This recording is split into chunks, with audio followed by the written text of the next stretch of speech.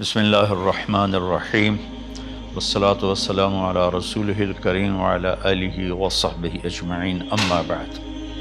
میرے محترم بھائیوں، بہنوں، بچوں، بچیوں، عزیزوں، جاننے والے، نہ جاننے والے، السلام علیکم ورحمۃ اللہ وبرکاتہ۔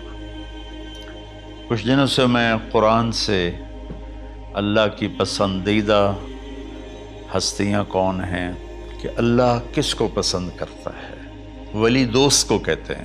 تو اللہ کا دوست کون ہے؟ وہ یہ کوئی وراثتی چیز نہیں ہے کہ ایک بڑے اولیاء اللہ تھے تو اب ان کا بیٹا بھی انہی جیسا ہوگا۔ ہمارے یہاں وراثت چلتی ہے کہ بڑے بزرگ کا بیٹا بھی بزرگ بن جاتا ہے، چاہے وہ کلین شیو ہو، وہ لوگ اس کے پاؤں چوم رہے ہوتے ہیں، جہالت ہے۔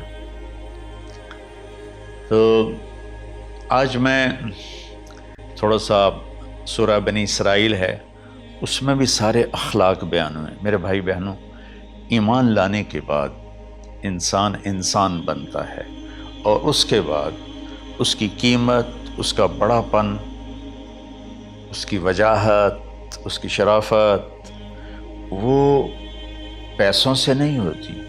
پیسوں سے انسان مالدار تو ہو جاتا ہے، بڑا نہیں بنتا، بڑا نہیں بنتا۔ ہمارا علم غلط ہو گیا۔ بڑا بڑا بندہ جے بولدیاں 3 ملن، یہ 200 مربع، یہ نوابہ فلانا ہے، نوابہ فلانا ہے۔ میرے بھائیو، یہ بالکل غلط علم ہے۔ بڑا وہ ہے جسے اللہ پسند کرے، بڑا وہ ہے جو میرے نبی کی زندگی کے پیچھے چلے، بڑا وہ ہے جس سے اللہ تعالیٰ راضی ہو جائے، باقی سب چھوٹے چھوٹے ہیں۔ تو آج ایک تیسری جگہ سے میں کچھ باتیں قرآن سے عرض کروں گا جن کا تعلق ہمارے ایمان سے بھی ہے، اخلاق سے بھی ہے۔ وہ ہے بسم اللہ الرحمن الرحیم، وَقَضَىٰ رَبُّكَ أَلَّا تَعْبُدُوا إِلَّا إِيَّاهُ بِالْوَالِدَيْنِ إِحْسَانًا إِمَّا يَبْلُغَنَّ عِندَكَ الْكِبَرَ أَحَدُهُمَا أَوْ كِلَاهُمَا فَلَا تَقُل لَّهُمَا أُفٍّ وَلَا تَنْهَرْهُمَا وَقُل لَّهُمَا قَوْلًا كَرِيمًا وَاخْفِضْ لَهُمَا جَنَاحَ الذُّلِّ مِنَ الرَّحْمَةِ وَقُل رَّبِّ ارْحَمْهُمَا كَمَا رَبَّيَانِي صَغِيرًا۔ یہ بہت بڑا مضمون ہے۔ اللہ نے قرآن بھر دیا والدین کے خدمت کے لیے، والدین کی اطاعت کے لیے، والدین کی ماننے کے لیے۔ پہلا جملہ ہے اور تیرے رب نے فیصلہ کیا، ایک مطلب۔ دوسرا، اور تیرے رب نے حکم کیا کہ بندگی صرف اللہ کی ہے، بندگی صرف اللہ کی ہے۔ عبد اسے کہتے ہیں جو ہر بات پہ سر جھکا دے، عبد اسے کہتے ہیں جو ہر بات پہ بچھ جائے، اس کو عبد کہتے ہیں۔ تو اللہ کہہ رہا ہے میرے بندو، میرا ایک فیصلہ ہے اور میرا ایک حکم ہے، میرے سوا نہ تمہارا ہاتھ کسی کے آگے پھیلے، نہ تمہاری گردن کسی کے آگے جھکے۔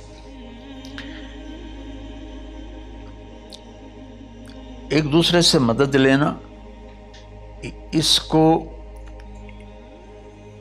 ایک دوسرے کی تعاونوں میں آ جاتا۔ تعاونوا علی البر والتقوی، ایک دوسرے کا ساتھ دو، ایک دوسرے کی مدد کرو۔ میرے نبی قرضہ اٹھاتے تھے۔ میرے نبی جب انتقال ہوا تو آپ کی زرہ 9 وسق پر، وسق 5 من کا ہوتا ہے، تو وہ جو کے بدلے آپ نے زرہ رکھوائی تھی کہ جب میں تمہیں ادا کروں گا زرہ لے لوں گا، اور آپ کا انتقال ہو گیا، آپ زرہ اپنی واپس نہیں لے سکے۔ وہ چیزیں جن کا تعلق صرف اللہ کی ذات سے ہے اور کوئی نہیں کر سکتا، اس میں صرف اللہ کے آگے ہاتھ پھیلا، جیسے ہم کہتے ہیں مدد، نصرت۔ اللہ کہتا میں ہوں، الا ان نصر اللہ قریب، سنو میری مدد تمہارے قریب ہے۔ تو اللہ تعبدوا الا ایاہ، بس ایک چھوٹا سا جملہ اللہ نے یہاں کیا، چونکہ یہاں اللہ نے والدین اور اخلاق بتانے تھے تو اپنے لیے صرف ایک جملہ بولا، باقی باتیں بھی اللہ کے لیے ہیں،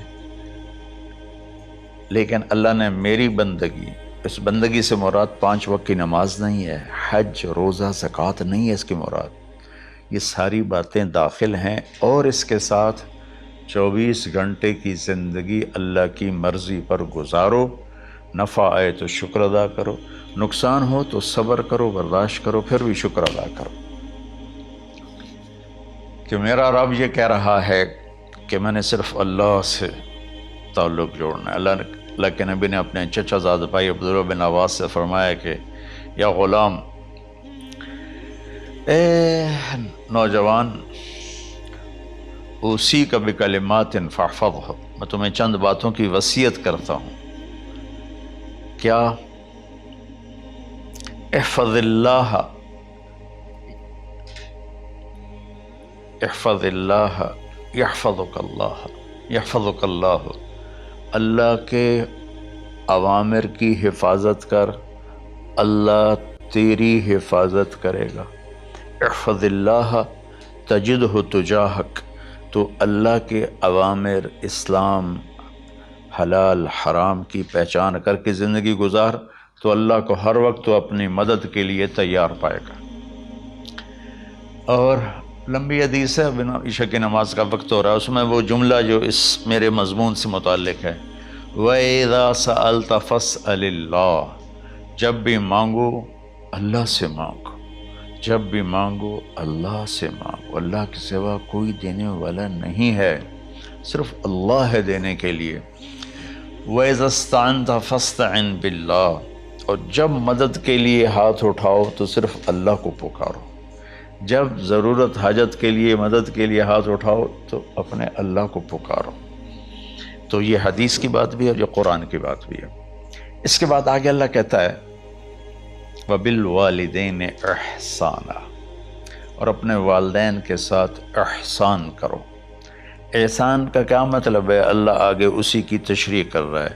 ویسے احسان کا مطلب عربی میں ہوتا ہے، یہ جو ہمارا اردو کا احسان ہے، میں تیرے تو احسان کیتا ہے تو ہوں میں نالے کی کر رہے ہیں، یہ بھی مطلب ہے، لیکن احسان کا اصل مطلب ہوتا ہے، احسان حسن سے ہے، حسن، حسن سے الف، 2 الف ملے اور احسان بن گیا۔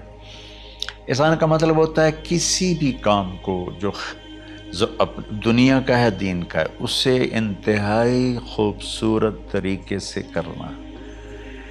جیسے کسی دلہن کا میک اپ ہوتا ہے نا، تو 5-6 گھنٹے 4 گھنٹے کے بعد وہ کہتی ہے، جو ہوتی ہے اس کا میک اپ کرنے والی، کہ جی بس یہ مکمل ہو گیا ہے اور اب اس سے آگے نہیں ہے۔ تو آخری اچھائی کی آخری انتہا پر پہنچ کے کام کرنے کو احسان کہتے ہیں۔ تو میرا اللہ کہہ رہا ہے، میرے بندو، اپنے والدین کے ساتھ وہ کرو کہ جو بھلائی کی، خدمت کی، ماننے کی آخری حد ہے۔ سبحان اللہ۔ وبالوالدین احسان، بالوالدین پہلے ہے، احسان بعد میں ہے۔ اللہ تعالیٰ نے باقی سب کو پیچھے کر کے فرمایا کہ دیکھو، خاص طور پہ ماں باپ کے ساتھ وہ رویہ کرو کہ ان کے دل سے دعائیں نکلیں۔ چند دن پہلے ایک والد یوں ہاتھ اٹھا کے کہہ رہا تھا اپنے بیٹے، اکلوتا بیٹا، میں منگنا اللہ کھولو، اللہ تینوں چاہ لگے۔ باپ بیٹے کے لیے یہ دعا مانگ رہا تھا، اور بیٹا اکیلا ہے، یہ بد دعا باپ کر رہا تھا۔ تو بھائیو، ایسی اولاد نہ بنو جس ماں نے پیٹ میں 9 مہینے اٹھایا، پھر جننے کی تکلیف برداشت کی۔ ایک شخص آیا حضرت عبید بن عمیر کے پاس کہ حضرت، میں نے ماں کو اپنے کندھے پہ بٹھا کے پیدل حج کرایا ہے، مینا لے گیا، عرفات لے گیا، مزدلفہ، پھر مینا، پھر مکہ، تو کیا میں نے ماں کا حق ادا کر دیا؟ میں نے فرمایا ولا تلقۃ واحدہ، بیٹا ابھی ایک تلقہ کا حق بھی ادا نہیں ہو۔ تلقہ کسے کہتے ہیں؟ جب بچہ پیدا ہونے کا وقت آتا ہے تو ماں کو دردوں کی لہریں اٹھتی ہیں، وہ اتنی خوفناک ہوتی ہیں کہ ماں چیخ چیخ کے رہ جاتی ہے، اور بعض اوقات ڈیلیوری لیٹ ہو جاتی ہے تو وہ تڑپتی ہے، روتی ہے۔ وہ جو لہریں ہیں نا پیٹ میں آتی ہیں جاتی ہیں، آتی ہیں جاتی ہیں، ایک لہر جو درد کی اٹھتی ہے اس کو کہتے ہیں طلقہ۔ میں قربان جاؤں، انہوں نے فرمایا بیٹا ابھی تیری ماں نے جو تجھے جنا تھا اس وقت جو تجھے درد، وہ تیری ماں نے درد کی لہریں برداشت کی تھیں، اس میں سے ایک لہر کا بھی حق ادا نہیں ہوا، یعنی کہ حق ادا ہو ہی نہیں سکتا۔ یہ مطلب کہ حق ادا ہو ہی نہیں سکتا، کہ بیٹا ابھی ایک کا بھی نہیں۔ پھر حضرت عبداللہ بن عمر سے ایک شخص نے پوچھا کہ اچھا یہ جو آدمی تھا یہ خراسان، یہ ایران میں ہے اور افغانستان میں، یہاں سے ماں کو پیدل کندھے پہ بٹھا کے مکے پہنچا تھا، اندازہ لگا اس نے کتنی مشقت اٹھائی۔ اور عبید اللہ بن عمر کہتے ہیں بیٹا ابھی ایک لہر کا حق ادا نہیں ہوا۔ یہی سوال حضرت عبداللہ بن عمر سے کیا ایک شخص نے کہ حضرت میں نے اپنی ماں کو حج کرایا ہے، سارا میں نے پیدل کرایا ہے اور کندھے پہ اٹھا کے کرایا ہے، تو کیا میں نے ماں کا حق ادا کر دیا؟ وَلَا زَفْرَةً وَاحِدًا وَلَا زَفْرَةً وَاحِدًا۔ کہ بیٹا تیری ماں نے تجھے پالتے ہوئے جو تھک تھک کے لمبے لمبے سانس لیے، ہوکے بھرے، ابھی ایک ہوکے کا حق بھی ادا نہیں ہوا، یعنی حق ادا ہو ہی نہیں سکتا۔ تو احسان کے آگے تشریح آ رہی ہے۔ تو آج میں صرف اتنی بات کروں گا کہ میرے بھائیوں، میری بہنوں، میرے بچوں، میری بچیوں، اللہ کے واسطے ماں باپ کو دکھ نہ دینا ورنہ اللہ بھی ناراض ہو جائے گا۔ چند دن پہلے ایک بچہ بچی میرے پاس آئے، دونوں میڈیکل اسٹوڈنٹ تھے، کہ ہم شادی کرنا چاہتے ہیں۔ تو بچی نے کہا جی میرے والدین ناراض ہیں، وہ نہیں، اس رشتے پر راضی نہیں ہیں۔ تو میرے باپ کہتے ہیں اگر تو نے یہاں رشتہ کیا تو تیری میری ایک درمیان ایک خط آئے، کھچ جائے گا خلیج، ہم اس پار نہیں آئیں گے تو اس پار نہیں آئے گی۔ میں نے کہا بیٹی جس ماں نے تجھے 9 مہینے پیٹ میں پالا، 2 سال تجھے دودھ پلایا، تیری پوٹیاں پیشاب صاف کیا، تجھے پیمپر باندھے، تجھے اٹھ اٹھ کے راتوں کو اپنی چھاتی سے دودھ پلایا، کیا اب اس کا اتنا بھی حق نہیں کہ تم اس کی رائے کا احترام کرو؟ اتنا بھی حق نہیں ہے؟ تو میں نے کہا بیٹا میری کوئی رائے نہیں ہے، تو اگر تیرے ماں باپ راضی ہیں تو بسم اللہ ضرور کر، اگر راضی نہیں ہیں تو دیکھو موت تک تجھے ماں باپ کی دعا نہیں ملے گی، اور ماں باپ کی دعا نہ ملی تو کچھ بھی نہیں ملے گا۔ تو بھائیو دوستو، خاص طور پر آج کے کالج کے نوجوان بچے بچیاں یہ ماں باپ کے ساتھ بہت بدتمیزی کرتے ہیں، چونکہ اس میں والدین کا پہلا قصور ہے کہ انہوں نے ان کو دین نہیں سکھایا۔ بچپن میں انگلش میڈیم سکول، پھر او لیول، پھر اے لیول، تو انہیں کیا پتہ ماں کون ہے باپ کون ہے۔ ایک پرانی بات ہے، ایک شخص اپنے بیٹے کو لے کر آیا کہ یہ میرا بچہ ہے اور یہ فلاں جگہ شادی کرنا چاہتا ہے اور ہم میں سے کسی کی رائے نہیں ہے اور یہ مانتا نہیں ہے، اور اس کے ساتھ اس نے نا دھاڑے مار کے رونا شروع کیا۔ تو میں نے بچے کو دیکھا تو یوں کر کے بیٹھا تھا، اس کا باپ رو رہا ہے، ہچ کیوں تو ایسے بیٹھا ہو۔ تو مجھے اچانک خیال آیا، میں نے کہا شیخ صاحب اس کو کہاں پڑھایا تھا؟ کہا جی امریکن سکول۔ اس کے بعد آسٹریلیا بھیجا تھا مزید تعلیم کے لیے۔ ان کے شیخ صاحب اس بچے کا کوئی قصور نہیں، آپ کا قصور ہے، اس کو تو پتہ ہی نہیں میری ماں کیا ہے میرا باپ کیا ہے۔ ایک ہماری تہذیب تھی وہ ختم ہو گئی ہے، اس میں علم نہیں بھی تھا تو ماں باپ کا۔ میں نے اپنی آنکھوں سے دیکھا، میں نے اپنے دادا کو دیکھا لیکن مجھے یاد نہیں، لیکن جو میرے دادا کے چھوٹے بھائی تھے ان کو میں سنبھلتا ہوں، ان کو میں نے دیکھا ہے، 3ری 4تھی جماعت تک میں تھا، 61 میں ان کا انتقال ہوا، میری 9 سال عمر تھی، تو 8 سال۔ ان کے بیٹے جوان تھے، اور ڈیرے میں جب وہ بیٹھتے تھے تو ان کے بچے ان کے سامنے نہیں بیٹھتے تھے، ان کی پیٹھ کے پیچھے بیٹھتے تھے۔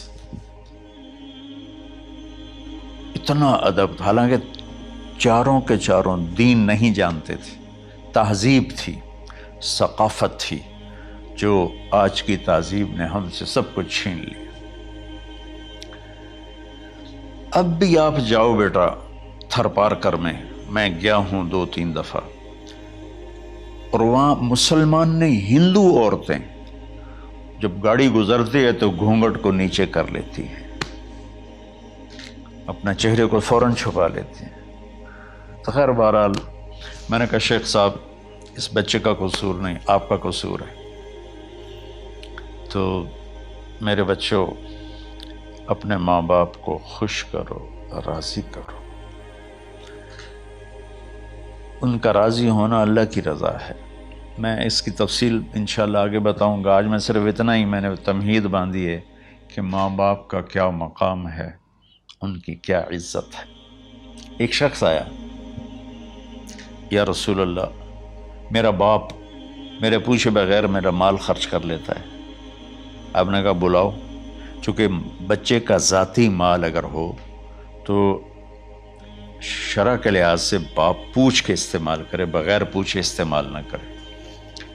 جب اسے پتہ چلا کہ میرے بیٹے نے شکایت کی ہے، تو عرب کی شاعری تو مشہور تھی، انہیں دل میں کچھ اشعار پڑھے۔ جو آیا